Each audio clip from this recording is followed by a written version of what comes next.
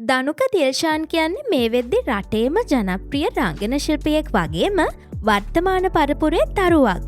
හැබැයි ඔන්න දනුකට ඔක්කොම එපා වෙලා හැම දේම අතෑරලා යන්න හදනවලු. අද අපි කියන්න හදන්නේ ඒ ගැන. ඉතින් වීඩියෝව බලන්න කලින් අපේ channel එක subscribe කරලා අපිත් එක්ක එකතු වෙන්න කියලා ආරාධනා කරනවා.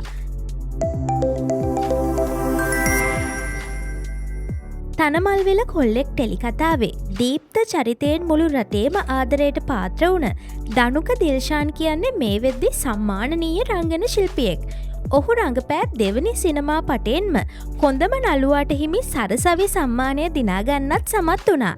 ඉතින් දනුකගේ රංගන හැකියාව ගැන අමුතුවෙන් කියන්න ඕන නැහැනේ.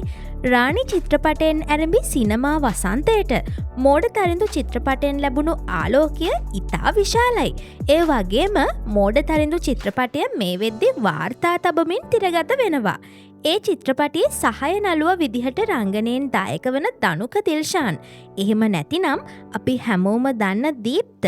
එතනින් පස්සේ ලංකාවේ සිනමාවට වගේම කලාවට සමුදෙන්න වගේ සූදානමින් ඉන්න කියලයි අපිට ආරංචි වුණේ. ඒ කිව්වේ දනුක ඉන්න ටිකක් කලාව ගැන කලකිරිලා වගේ. ඔහු ඒ ගැන කතා කරන්නෙත් ටිකක් අකමැත්තෙන් වගේ.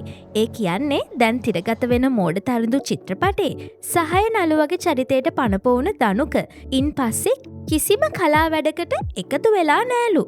ඒකට හේතුව විදිහට දනුක කියන්නේ තමන්ට ගැලපෙන විදිහ චිත්‍රපටයක් හමුුණේ නැහැ කියලා. ඒ නිසා කිසිම කලා වැඩකට සම්බන්ධ වුණේ නෑ කියලා ඔහු කියනවා. ඔහුගේ බලාපොරොත්තුව වෙලා තිබුණෙත් සිනමාව ඇතුළේ වීරයෙක් වෙන්න කියලා මීට පෙර දවසක ඔහු කිව්වා. මෝඩ තරිඳු චිත්‍රපටයෙන් ඒකට පාර කැපමින් තිබුණත් එතනින් පස්සේ චිත්‍රපටයකට ආරාධනාවක් නොමැතිවීම හේතුවෙන් ඔහු දැන් සම්පූර්ණයෙන්ම ඒ කටයුතුවලින් ඉවත් වෙලා. ඔහු කියන්නේ තවත් ටික කාලයක් බලලා විදෙස්ගත වෙන්න තීරණය කරලා ඉන්න කියලා.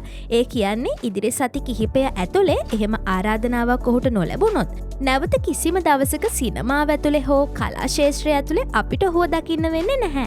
ඉතින් අපි බලන්නිමු මොකද වෙන්නේ කියලා. ඒ ගැන තොරතුරක් ලැබුණොත් අපි ඔයාලට කියන්නම්. එතකන් අපේ channel එක subscribe කරලා අපිත් එක්ක එකතු වෙන්න කියලා ආරාධනා කරනවා.